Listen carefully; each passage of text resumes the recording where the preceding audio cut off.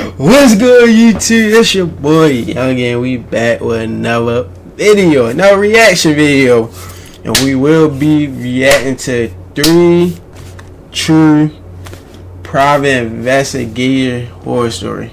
So you know what that means? We really be in some crime shit. 3 true private investigator horror story. Let's see what Mr. Nightmare brings us in for today. Cause the last video, it was just a bunch of clucked up shit, like dumb shit, a bunch of dumb shit going on, clucked up shit going on. So let's see what Mr. Nightmare had for us today. You know we gotta match the scenery, dark. We get into some scary shit. So let's see. We gotta match the scenery for real. We gotta match the video. You feel me? So let's see.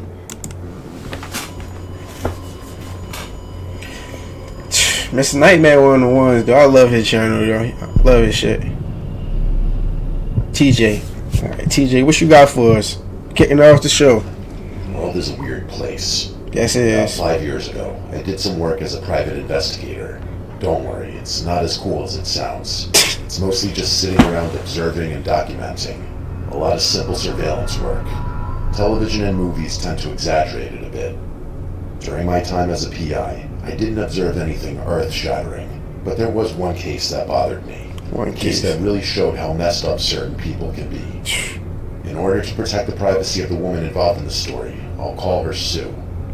About 6 months into my freelance PI career, I met Sue. She was a young and confident woman with her own business. Oh, the shit. company was wildly successful and still growing. I admire I wonder what the Sue company in many is. ways. She started with almost nothing and built this entire company. Damn. She went out on her own and gathered several investors who helped her start her business. That's what's One up. of her investors was a friend of hers named Steve. At first, she refused to take any money from Steve since they were friends. They even went on a few dates early on in their friendship, but realized they were much better as just friends. She had known Steve for several years. They met at her previous place of employment. Sue was a bartender, and Steve was one of her regulars. She didn't know his exact age, but assumed he was most likely about 10 years Let me pause real quick. I already can see where the story going. I already can see where it's going. She was a bartender, Steve was a regular. You know that Steve gonna keep coming to the bar. He gonna catch feelings for her. Then she not gonna be feeling it. Then Steve gonna try to be on some weird shit. I already can see where it's going. older than she was. According to her and several other people who knew Steve, he was the kind of person who gave off the aura of a very rich man. He drove a Corvette, always looked like he was at a business meeting, and was the first person to whip out his wallet to buy drinks. Whenever he would come into the bar, Sue would tell him about her dreams and the business she wanted to start. Steve would offer her money daily, but she always refused. He would insist on giving her money, but Sue never caved in, at least for a while. She eventually hit a wall and ran out of money with her other investors. She never wanted to take money from a friend, but it's like Steve was the last hope for her to make her dream a reality. She was about to find out why you never do business like this with your friends. Facts. Especially friends you may have a romantic history with, even if it's a brief romantic history. Not long after giving Sue the money, Steve became mentally abusive. She saved all the calls and texts from that time and showed me. This guy called her non-stop. We're talking 24/7, blowing up her phone. She was afraid to change her number or get the law involved because she felt guilty about taking the money. It got even worse for Sue. Whenever she would go out and date, Steve would show up and harass the man she would be out with. One night, she went out for drinks with a guy she'd been seeing. Steve followed them to the bar. When he witnessed the man put his arm around Sue, he walked up to him and punched him in the face and knocked him out. I don't know how he did it, but no charges were filed against Steve. Yo, what? She claims it's because of his wealth, but I don't know about that. According to Sue, this harassment went on for months. She was very conflicted. She had already used the majority. Steve wants some nut shit. Steve want that shit like, if I can't have you, nobody can have you, shorty. Steve want that nut shit, yo. Oh, said he saw that nigga paying all his own around his girl. He was so pit. Nigga said he knocked him out. One hit a quitter. I think it's Steve a little, you know, white, rich, wealthy little geek little nigga, but hey, Steve must got some power on him. of the money Steve gave her. She put everything she had into this business, but she was suffocating because of this guy. She claimed that it got so bad that she was sure he was stalking her apartment at night. Damn. She would wake up in the middle of the night and hear what sounded like someone walking around outside her bedroom. This paranoia made it impossible for her to date or grow. Whether it was true or not, that feeling of someone just waiting around every corner was crippling for her. Everywhere she went, she'd see what she always assumed was his red pickup truck. Then one day, with zero notice, Steve vanished. She stopped seeing the red truck. He wouldn't show up at her job. No more sounds of footsteps outside the door. Steve, It's like her life was returning to normalcy. Sue hoped that he had finally just moved on. Eventually, she started dating again, and there were no surprise attacks from Steve. For a couple of years, she expected Steve to just show up one day, but as the years passed, no Steve. Her company finally took off, and she moved to a new house to start the next chapter of her life. That's when she started to think about Steve a lot. Not in a friendly manner. She basically wanted to pay back all the money that Steve put in. Why do you think about Steve? If he abused you, fucked up your, well, not fucked up your life, but he abused you. Every time you went outside, you kept looking ahead to look over your shoulder for this nigga. He was stalking you. You couldn't even date.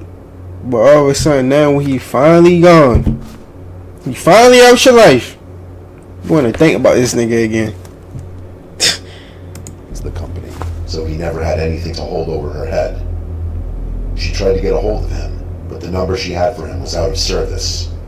She tried looking him up on Facebook and Instagram, but he wasn't on any social media platforms. She even went back to the bar she used to work at and asked them if anyone had seen Steve, and nobody had seen him in years. It was like he just vanished off the face of the earth. She was ready to just move on and let it go, and then something happened. In the middle of the night, she heard a knock at the door. She looked out the window near the front door and saw a tall figure with a hood on. She thought it had to be Steve. She had nothing to base that claim on other than her gut. He knocked on the door again. She didn't answer. She told me that he waited there for about 20 minutes and then finally walked away. The next day, she contacted me, and that's when I got this entire story.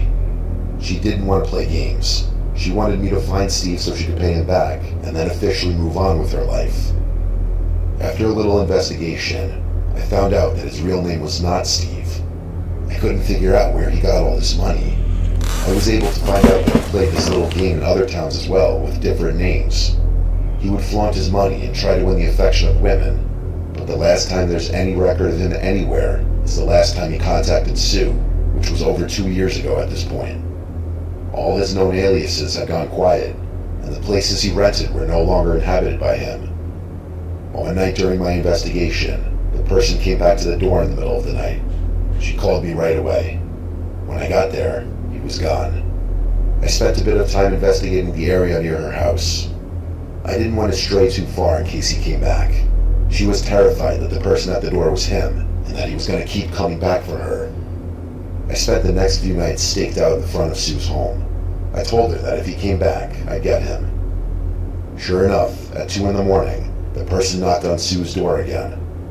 I got out of the car to approach this person, but they saw me. He took off into the night. He was fast, but I was able to track him. He ran into a heavily wooded area near Sue's house. I went back to Sue's home and made sure she was okay. I told her to go to one of her family members' houses just in case. Right at sunrise, I went into the woods to track this person. After a few minutes of walking, I stumbled across something terrifying and almost unbelievable. There was a small shed in the woods. That's the best way I can think to describe it. I slowly opened the door and instantly got hit by the horrible smell inside. Clearly someone was living here, and they hadn't bathed in a long time. Thankfully nobody was inside the small shed at the moment. There were food wrappers and cans of beer and soda all over the floor, but the worst part of this little shelter in the woods wasn't the smell. It was what I found inside. There was a wheelchair with a mannequin sitting in it. The head was slightly beaten up and covered with makeup and a blonde wig. In the lap of the mannequin was a photo of Steve and Sue from when she still worked at the bar. It was clearly supposed to resemble Sue in a sick, twisted way. I immediately called the police and gave them my location and filled them in on everything happening. I met the police outside the woods several minutes later. They quietly surveyed the area. Not long after they showed up, the hooded figure came back to his little shed and started talking to the mannequin. The police knocked on the shed door, and the man became enraged instantly. He tried to attack one of the officers, but it was unsuccessful. They arrested him, and it was in fact Steve. They had no idea how long he had been living in the woods and stalking Sue. It's sad that people out there are capable of this kind of thing. Oh my god, that was jaw dropping. I ain't gonna lie. That's why I ain't pause it or talk or. That's jaw dropping. This is actually a good story. Even though his stories do be good. Well, how put it? His stories do be good. I'm not ready to say it's a good story. This is a great story. It's a great story, number one. Yo, that's actually jaw dropping though. Like, what the hell, bro? That's actually a jaw dropping story, bro. Like, I'm thinking this nigga gone. Like, he gone. Like somebody, he either disappeared or like, well, I was honestly thinking like somebody killed him, and then when they finally found out where he at, and then, you know, going into this house of residence and they found him dead or anything. I was thinking it's Steve though, cause nigga, this nigga been gone for years. He stopped, but now it's something you wanna pop back up and doing the same shit again, and then you live in the woods, nigga. Like, what the fuck? But I honestly thought somebody killed Steve, and then I don't know. I just honestly thought the story was gonna end when they try to track Steve, and when they track him, they found him dead. That's why I thought the story was gonna play out, but no, it didn't play out like that. That's surprising. Steve. That's not his real name. This is a good story, number one, though. Sue had never reached out to me. Who knows if Steve would have gotten into the house? It didn't look like he tried to break in at all, but that doesn't change the fact that whatever he wanted, it clearly wouldn't have been good. What's frustrating is that we never got any real answers with Steve. We never found out where he went or how he lost all his money. How did and the arrested in the woods was a shell of a human being. I'm sure Sue is still recovering from this nightmare. I don't know if you ever fully recover from something this twisted.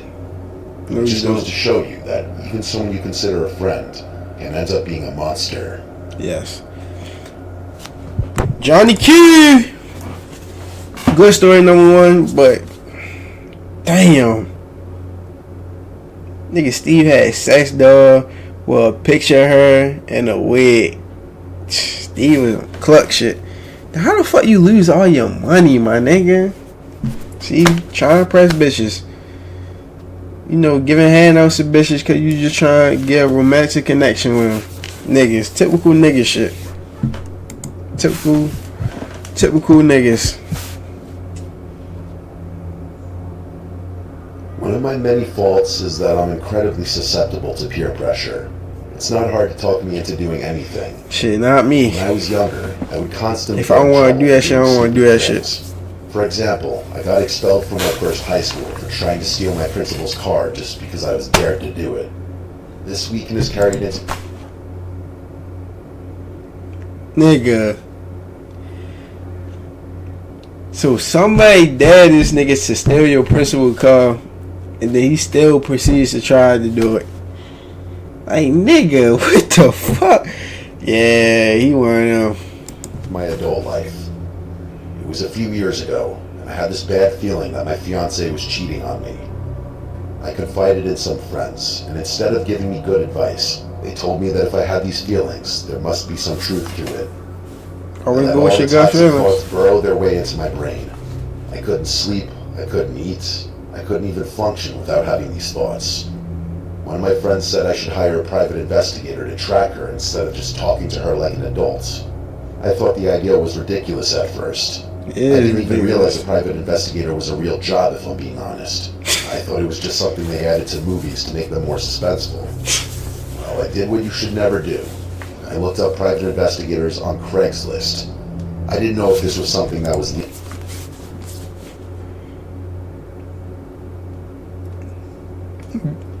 This nigga looked up private investigator on Craigslist. Yo, no fucking way, bro. Hey, gotta get it. You gotta get it. So Craigslist seems like the only way I'd find someone to track my fiance. You know what? I felt anxious about all this. I assumed it was because I was hiring a private investigator from Craigslist. Yes. After a brief search, I contacted the only person I could find who was close to my location. It was a guy named Shane. We exchanged messages for a little while and set up a place to meet. There was a park close to my house that Shane suggested. Oh, is Shane gonna be on some Clark shit? Y'all think Shane gonna be on some Clark shit? Ah, it's leaning toward that Shane gonna be on some Clark shit. But Shane gonna be on some Clark shit. Shane gonna be on some nut shit. I felt horrible about everything. I felt sketchy, but this thought of her cheating had completely taken over my thoughts. I walked around the park for a while. I texted Shane a few times, but he didn't answer right away. Yeah, Shane was some Clark shit. 30 minutes later when he finally messaged me back and told me exactly where to meet him. I walked over to a big tree, expecting to see someone dressed like James Bond. Instead, I saw this tall, slightly overweight man wearing beat-up sweatpants. I thought to myself that there's no way that's Shane. Then he waved me over. He formally introduced himself, and then introduced me to his girlfriend, Gabby. He could tell I was sketched out. He told me not to worry about Gabby. According to him, she works with him, so I can trust her. She was dressed even more unprofessionally than he was. Clearly their physical appearance wasn't helping me feel any better. I know there isn't like a formal dress code for a private investigator, but I assumed it would be a little more... They already set this nigga up. They already beat this nigga mean kick. What? They already beat this nigga mean kick. A mean ass kick. They already beat this nigga mean kick. Like, nigga, you hire a private investigator on Craigslist, nigga. You ready to bait you a mean ass kick, nigga. Professional than this. Before I could even comment, Shane acknowledged his unprofessional attire. He told me that dressing like this is part of the job. They need to appear like normal people so they can blend in. I accepted his answer and we moved on. It made sense to me at the time. We all took a seat at a nearby picnic table. Shane started asking personal questions like my home address, place of work, and things like that. Then the questions started to get weirdly personal. Like very personal and intimate questions that didn't seem like they should have any relevance in what we were talking about. I still answered all the questions because I figured that's what I was supposed to do.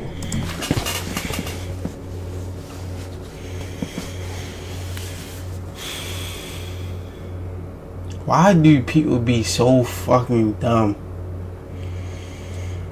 Why do people be so fucking dumb? Like, nigga.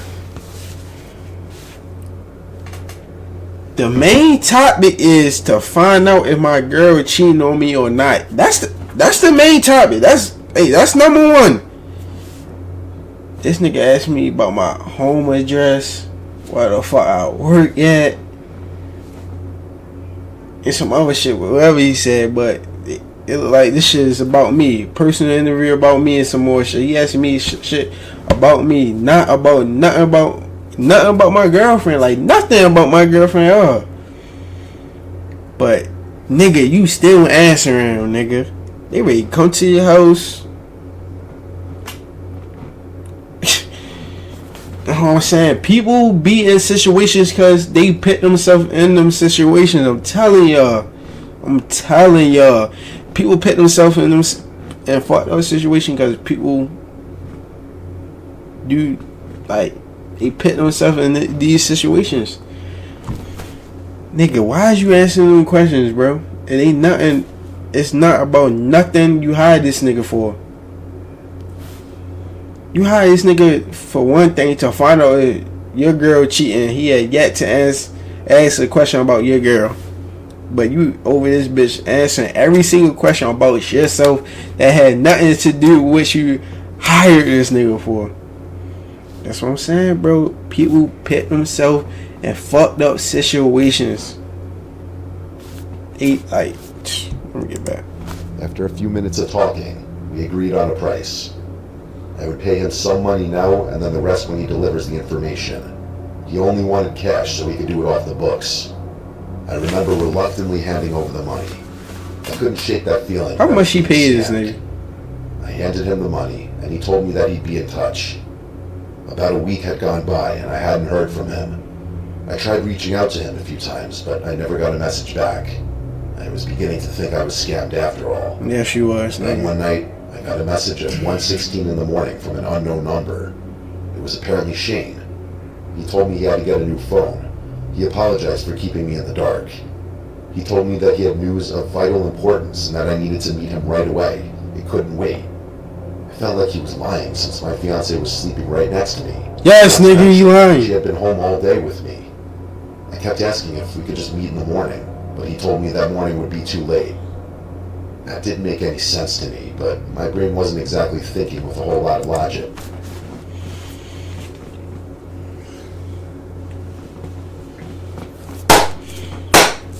What is this nigga name again? I forgot. Fuck it, I don't even know his name, but clearly his name Dumbass. Clearly this nigga name Dumbass. Nigga, your fiance been with you the whole fucking day. He ain't this nigga Shane ain't text you, call you, or keep you updated for weeks.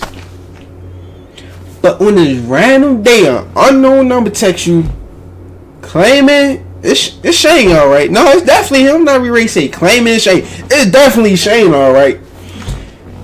Shane texts you on a random, wherever, Monday, Tuesday, Wednesday, whatever day it is, at 1 or 2 in the morning, waking you up out your sleep saying, oh, he apologized for keeping you in the dark, and he got some important news that can't wait. Can't wait. Mind you, he saying, meet him ASAP. Nigga, first and foremost, you can send me or text me the information over the phone, or you know, we got voice messages, all that stuff. You can send me videos, whatever you found out my fiance doing, all that. But nah, nigga, you want to see me in person, nigga? No, nigga, no. And then I text back and said, it can't wait till morning. He talking about some, nah, it can't. First and foremost, nigga, why the fuck it can't wait till morning? It's not affecting you. It's my fiance, and she not gonna find out. So this shit can wait. But Shane trying to bake this nigga a mean ass cake, so he want this nigga tonight. Which, if I was in Shane's position, if I was a scammer and I was all this motherfucking robbing niggas, the night is the perfect night to rob a nigga or do something to anybody for real. So Shane know what he doing.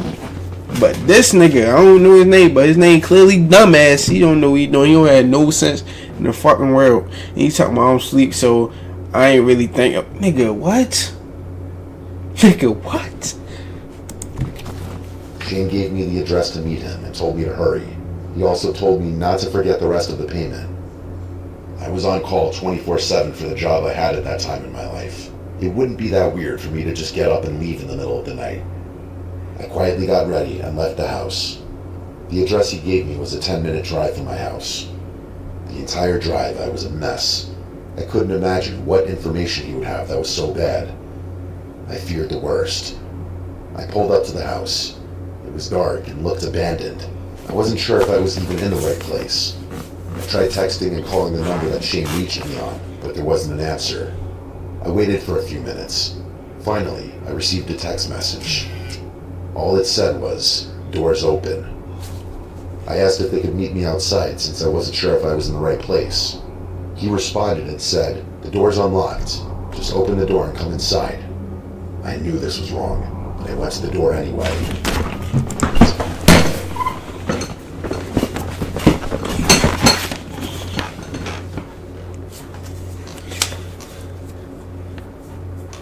This nigga name is Dumbass. I'm telling y'all, this nigga name is Dumbass, yo. Yo, what? No, wait, like, what? What is I'm listening to right now? This nigga name is Dumbass, bro. Like, what is I'm listening to right now, bro? I'll pull up. I'm texting this nigga. I'm outside. But I'm sure. But the address he gave me is clearly it's probably this abandoned house. I text him like, I don't know if I'm in the right address. Can you come outside? Meet me outside. But this nigga saying, nah, the door is unlocked. Come to the door. I said, nah, can you please come outside? And he stays saying, nah, the door is unlocked. Come to the door. Skirt! I'm gone. But this nigga said, it ain't sound right. But I went to the door anyway. Like, some people deserve what? Like, don't get me wrong. Nobody deserves to get robbed. You know, anything bad happening to them. You know, anything malicious happening to them. But, like, when they tell that story, you can't really feel bad for them because they asking for this shit. Let's see. It's unlocked, as he said. I went inside slowly. It was nearly pitch black. I said hello a few times, but nobody responded. I was about to leave when another text message came through. It said, I hear you upstairs. Sorry, I forgot to tell you we're in the basement. That's where our office is. Just go to the door on the far left of the room and come on down. I slowly walked over to the door. Every single alarm bell inside my head was going off. I opened the door to the basement. I looked downstairs and saw nothing except a dark abyss. There was no office down there. It looked like every light in the basement was shut off. I realized that every red flag up to this point should have kept me from ever making it this far, but I'm an idiot. I didn't want to believe this was a setup. As I stood at the top of the stairs, I got another message. It said, are you coming down or are you just going to stand there all night? This was finally the last straw for me. I quietly snuck out of the house. I got to my car and drove off. Oh, alright, good shit. At first I thought maybe I was making a mistake and I should have good shit. Then I got one last message from the number. All it said was, good for you, buddy. Take care now. I ignored the message that night. I had no idea what that meant.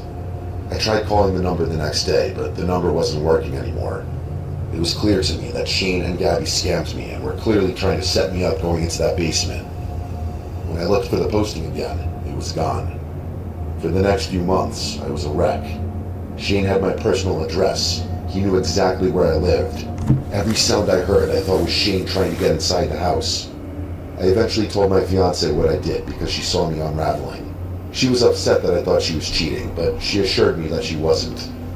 We worked on my major trust issues and then moved into a new place several months later. Once I was in a new address, I finally felt safe again. In hindsight, I should have reported them to the police, but I didn't do anything. I ended up just cutting my losses and moving on with my life.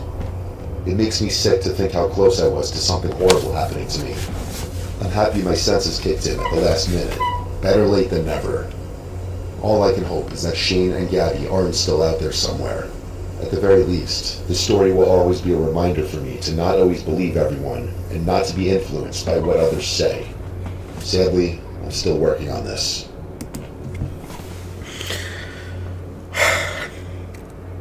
This nigga really was a dumbass.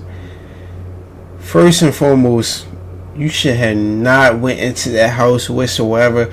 If this nigga ain't coming outside, you know, personally, even I don't even give a fuck if this nigga was to come outside. I still don't trust you, nigga. That's what Shane fucked up at. If I was Shane, I would have came outside and be like, yeah, come on, yo, this house over here, this house shit over here.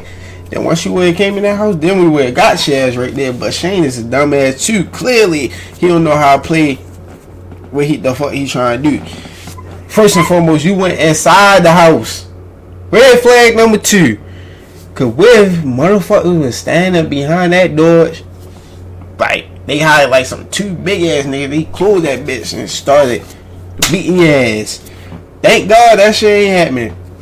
Red flag number 3. He tell you to come to the basement, cause that's where our office at. Nigga, it's pitch black in this motherfucking house, nigga.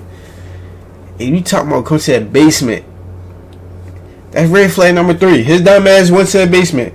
That's red flag number 3. He opens the basement door. He gets another text saying, is you gonna stand up there or you gonna come down? First and foremost, why is this nigga Shane texting you? That's what you gotta be thinking. Like, why does this nigga text me? If he here, say something. Like, why you not saying nothing? This nigga ain't saying nothing. He was just texting. But that's red flag. Like, nigga ain't even saying nothing. He ain't call out your name. I forgot what. Well, your name is dumbass. He ain't call out dumbass. I'm down here.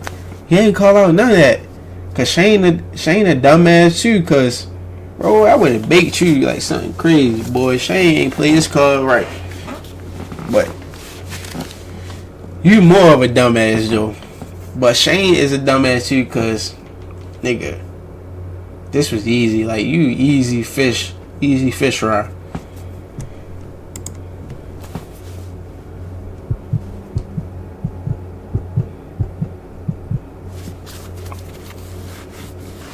As I'm sure many people remember, 2020 wasn't exactly the greatest time.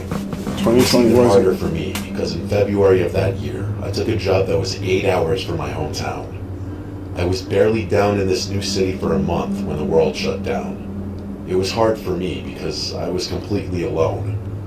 After a few months of staying home, I decided I wanted to try my best to get out there in the world, even with all the restrictions.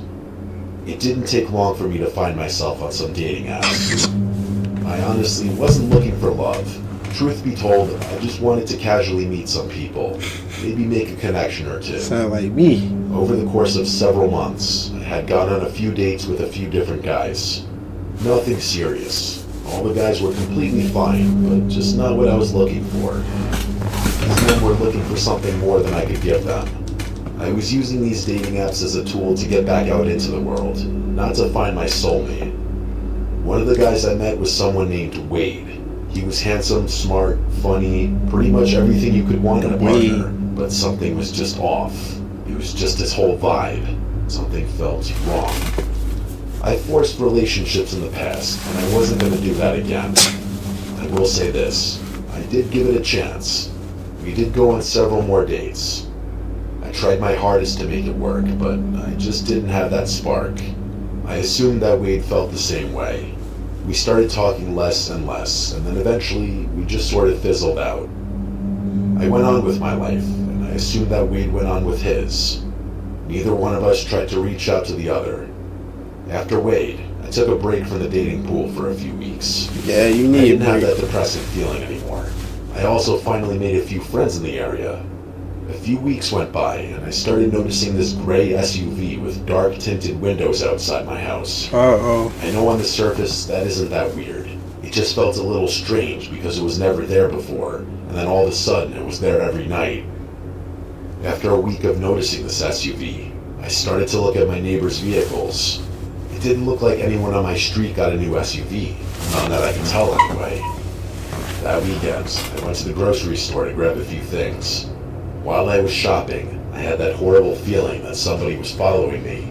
The store was busy, so it was impossible to tell if I was actually being followed or not. When I was walking back to my car in the parking lot, I noticed that parked right next to me was a gray SUV with tinted windows. It had to be a coincidence. Either way, it freaked me out. If it wasn't a coincidence, that means someone was following me. I loaded up the car quickly. As I was driving by the front of the store on my way out, I noticed something weird. A tall man with slicked back hair and sunglasses was staring right at my car. At least, it looked like he was staring right at me. I was creeped out. I didn't want to wait and see if that man got into the SUV. I tried to get that creepy feeling out of my mind since I had a date to get coffee with someone named Paul. This was my first date since Wade. I met Paul in the late afternoon. Our date was going great. He was charming, and I felt like we were vibing. This was the first time I felt anything special on any of these dates. While we were laughing about something, I happened to look up out the window, and I noticed the gray SUV. Paul could tell something was wrong because my demeanor changed almost instantly. He kept asking if I was okay because as soon as I noticed the SUV, I started to scan the coffee shop.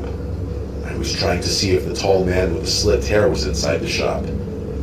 At a corner table near the door, there he was. The tall man was playing on his phone. This wasn't a coincidence anymore. This man was clearly stalking me for some reason. I didn't want to freak Paul out because I actually liked this guy. I didn't want to tell him that a creepy guy with tinted windows keeps following me everywhere. I'm sure that's a wonderful way to secure a second date. I told him that I had something work-related that I needed to get done, and he was understanding. I hated lying to him, but I felt like it was necessary. We said our goodbyes, and I left in a hurry. I even took a different way home just in case. It didn't matter. A few minutes into my drive, I noticed in my rearview mirror that the SUV was following me. I drove around for a while. So where do the private investigator come in play? Cause this story been going on for a minute. I still ain't hear not one mention about a private investigator.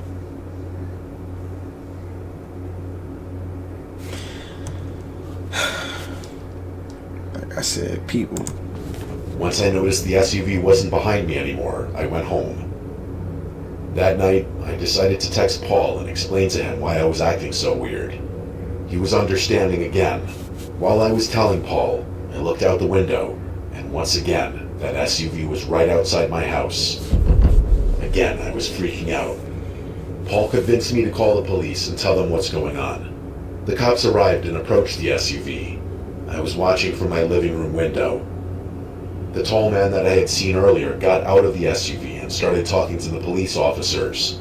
He didn't look defensive or angry. He looked calm. I was trying to read the body language of the man and the officers. The man from the SUV showed the officer something he had in his coat pocket. Something about all this was just strange. The cops came to my door after talking to the man for a few minutes. The police officer informed me that the man outside is a licensed private investigator. He was following me. He pressed the cops for more information, but they didn't have anything to give. I was shocked and honestly terrified. I couldn't even imagine who. What? That nigga was a yo, what? No, that's a whole turnaround right there, bro. Like, what?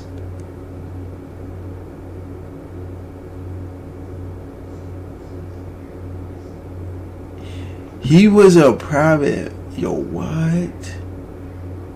Who would try to hire a private investigator for me. Who I barely knew did? people in this town. It felt like a major invasion of privacy. After the police left, I went outside to confront the SUV, but it was finally gone. The next few days were rough. The SUV never came back, but just that feeling of being watched never really went away. Also, not having any type of closure on who hired a private investigator really bothered me. I did my best to move on. I just hoped that all this creepy business was behind me. A few weeks later, Paul and I went on a hike at one of the beautiful state parks in the area. However, this was the first time in weeks that I really felt like someone was following me. It wasn't just me either. Even Paul kept turning around and looking in the woods to see if someone was there. I remember joking with Paul that it's probably just another private investigator trying to get what the other couldn't. We both laughed and continued our hike. When we got back to the parking lot, Paul said he was going to use the bathroom before we took off. I was waiting outside the bathroom, looking at my phone, when I heard the sound of running. I looked to my side, and sprinting out of the woods was Wade, the guy I had gone on a few dates with. He grabbed my arm and shouted in my face that we're leaving right now. I started to scream. Wade kept saying that I had been unfaithful, but he's willing to forgive me, that I just needed to go with him. Once Paul heard me screaming, he ran out of the bathroom and tackled Wade to the ground. That's what I'm talking about, Wade Paul. got up and started to threaten Paul and me. Paul wasn't scared. He stood his ground, and Wade started to slowly back away. We ran to Paul's car, and the second I was inside the vehicle, I called the police and told them what happened. At first, nothing was done because it was a lot of he said, she said with no proof of any foul play. Believe it or not, the private investigator that Wade hired is what saved me in the end. While the guy was investigating me, he he realized that I wasn't actually in a relationship with Wade like he had claimed. Apparently, the investigator started to get the feeling that Wade may have been a bit unstable and warned him that he should probably stay away from me. Obviously, he didn't listen. When the police contacted the investigator, he told the officers that Wade could be a problem for me. I was able to get a restraining order. That was as far as I could take this legally. Not long after this ordeal, Wade basically disappeared. I never heard from him again, and he deleted all his social media. I'm still terrified that someday he'll find me again. What scares me the most is that I barely knew this guy, and he went through all this trouble to follow me. If Paul wasn't there, I have no idea what Wade would have done that afternoon. It may seem like an exaggeration, but I believe Paul saved my life that day. It's been a few years, and I haven't seen him, and I hope I never do.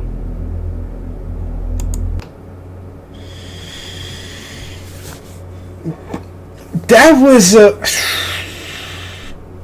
twist. That was a kind of twist story right there. Cause, like I said, she telling a story. I'm like, where did private investigate at? Like it seemed like everything going. Well, not everything was going smooth, but you know, she been on a couple of dates, married a couple of guys. So it was like, it wouldn't make no sense for her to hire a private investigator because, like, she's single. Like, she just out here living life. And then they said the black SUV with the tinted windows. I'm thinking it's Wade. I'm thinking it's Wade. Whole time this nigga Wade hire a private investigator to spy on her. That's crazy. Anyways, 10 out of 10. 10 out of 10. This right here, 10 out of 10. Story 1 was the best. This story was horrible. Ooh. Mr. Nightmare gave us 3 good stories. Story 1 for sure was the best though. Story 1 for sure was the best. Story 2 or story 3? Which one? Story 1, story 2, story 3. Cause story 2 was a dumbass. Story 2, he was a dumbass. But hey, man. Anyways, Mr. Nightmare don't miss. You haven't missed yet. He don't miss. Mr. Nightmare is a good YouTuber. I've been watching Mr. Nightmare for years. He don't miss. He rarely miss. The only time he misses when like it be little basic horror stories like somebody hot. Well, like when he be basic, like you can predict this shit.